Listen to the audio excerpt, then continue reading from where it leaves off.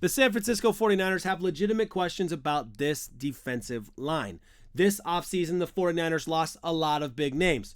First round draft pick and longtime 49ers, Eric Armstead, of course. Another first round draft pick from the 49ers and had a good chunk of seasons with the 49ers would have been Javon Kinlaw. Also lost him.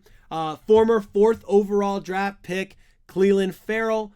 Former 2nd overall draft pick, Chase Young. Controversial figure, but certainly incredibly talented, Randy Gregory. A lot of guys exited. That's not even all of them. A lot of guys exited, and certainly some talented individuals. So, what are the 49ers doing about that? Obviously, to replace them, they went out there. They got a couple guys in free agency. They traded for another guy, but it was pretty obvious, and everyone was looking for it, and nobody saw it. The 49ers did not draft anybody to fill those gaps. So, one guy on this roster pops up in a beautiful article, and he was just picked for a massive season by the Bleacher Report, and it'll massively help everybody out. We're going to get into it right now in this video. If you're new here, I'm Nate, and we are talking the San Francisco 49ers.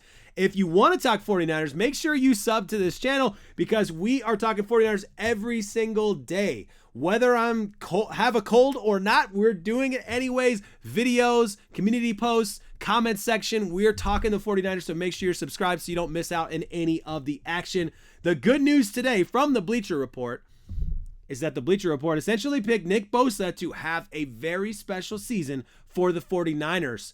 Comparing this offseason and what's been going on so far to the offseason he had in 2022, despite the fact I don't actually think he went to OTAs in 2022. So that's an interesting little twist there. But we'll get into the article in just a second. I love the parallel that they're making about this nice, fresh, healthy offseason and what it could mean for Nick Bosa coming into the 2024 season. Let's check out that article real quick. And so I'm not just making stuff up. You know I'm not making this stuff up. Adam Wells here from Bleacher Report. After a long season that started with a contract holdout and ended with a disappointing loss in the Super Bowl, San Francisco 49ers defensive end Nick Bosa is in a much better spot going into the 2024 campaign. Bosa told reporters during 49ers organized team activities he's feeling as good as he's felt in a long time. Bosa started all 17 games in the regular season, but his 10.5 sacks were his fewest in a full season since his rookie year in 2019. This does not, of course, include 2020 when he was injured with that ACL injury. When Bosa went through a normal offseason routine 2 years ago, he had the best season of his career. The 26-year-old led the NFL with 18.5 sacks en route to winning Defensive Player of the Year in 2022.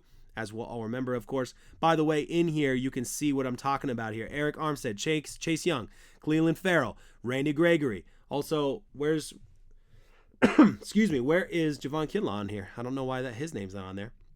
Malik Collins, Leonard Floyd, Gross Matos, and Jordan Elliott. Oh, and Kevin Givens are among the players that were brought in to revamp the defensive line. All right. This is the news. This is the article, and I want to say why this is bigger news than probably people are giving it credit for. Because remember, you've seen this over the course of history. We've seen this with a bunch of different teams. It's not just the 49ers.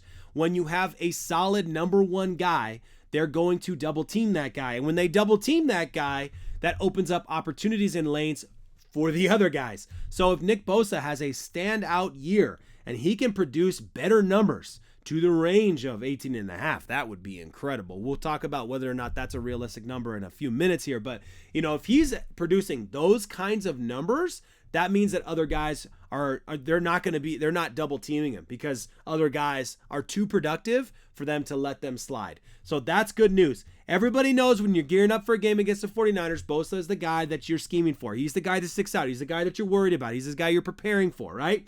And the better Bosa plays, the better space opens up for guys like Leonard Floyd, who, although his size, totally fair criticism, his size is not that of the guys he's replacing. He's a good 20 pounds lighter than the previous edge rushers that just left the building. But he is a first-round talent. And he was a 9th overall pick originally, something like 8 years ago to the Bears, Chicago Bears. So he's a long-standing NFL player. This will be his second time kind of being in that 1-year contract. So he's kind of on his way out of the league. This is sort of the twilight of his career, but he's definitely not off of his prime yet. So this is going to be a big season for Leonard Floyd. I'm excited for him. ESPN had a really interesting article about Bosa I want to kind of go into as well that kind of adds and sheds some light to this conversation. But first, question of the day, how many sacks is Nick Bosa going to have this season? Way too early prediction. How many sacks is Nick Bosa going to have this season? Is he bound for an 18.5 sack defensive player of the year kind of performance? I mean, that would be awesome. Assuming he's healthy, of course, and he's actually getting a full training camp. Motivated by the Super Bowl loss, does Nick Bosa have an 18.5 sack season? That would be pretty wild, pretty incredible. Or maybe you think he's going to beast that and he's going to go his best ever season and he's going to break that number. Or maybe you think he's going to be kind of a little bit less than that, which is kind of where I line up. I think he's going to be closer to that 14.5, 15 range, which would still be a huge improvement from last season and still massively helpful for this team, assuming he's got somebody on the other side who's going to put a little bit more pressure on, which is why I think he's going to be in that 15 range. I also think he's going to be in that 15 range personally. You let me know in the comments what you think. Please answer the question of the day in the comments. I think he's going to be in that 15 range personally because I also think he's putting a lot of effort into helping against run defense. So that's just a thought. All right, let's get into this ESPN article that was pretty interesting though, because I do want to make sure I get to that. The hope for Bosa and the Niners. Sorry, I'll pull it up on the screen for you. No, I'm not just making this up. In his presence for OTAs, the veteran minicamp is early June, and all of training camp will provide plenty of benefits for him too because of last year's holdout. Bosa missed OTAs, showed up but did not participate in the full squad minicamp, then missed training camp and the preseason. After signing his contract, Bosa got a single walkthrough before playing in the season opener against the Steelers, which wasn't even a full game, by the way. He didn't even play the whole game there. That meant no training camp reps against left tackle Trent Williams or any of the Niners' other top linemen, something Bosa has enjoyed and used to sharpen his skills before previous seasons, as all edge rushers do, as all defensive tackles do.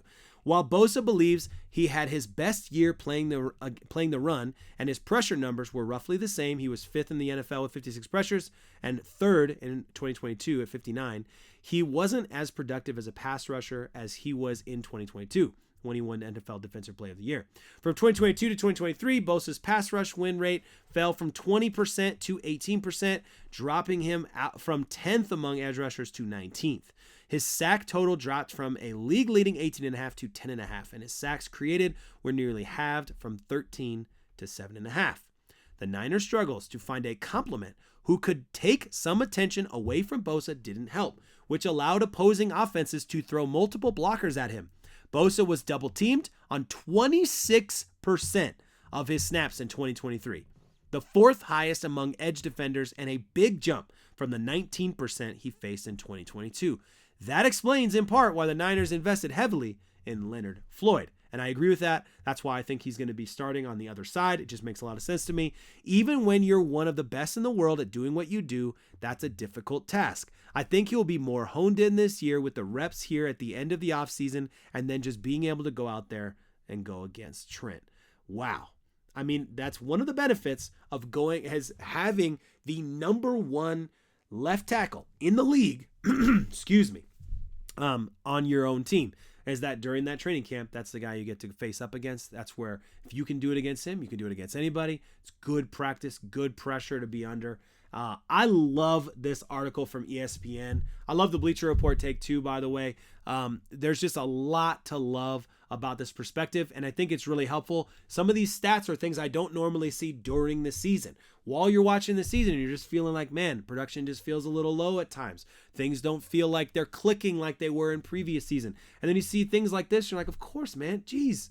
The guy was double teamed a quarter of the time. Of course he's having harder time putting together some of those numbers. And he had a great season. I'm not trying to hate on the guy. I'm not hating on the guy at all, by the way. I don't know why I even said that. So listen, I think there's a lot to look forward to for this defensive line. I do think this defensive line will be improved, at least on the edges. And there's a little bit of a question mark about the interior defensive line. I feel positive about it, but I'm not super confident about it. So we're going to wait and see how things shake out during camp for sure. And let me know what you guys think in the comments section below about Nick Bosa and this defensive line, how things are going to go this season. So much to look forward to. As always, 49ers faithful, What a time to be alive.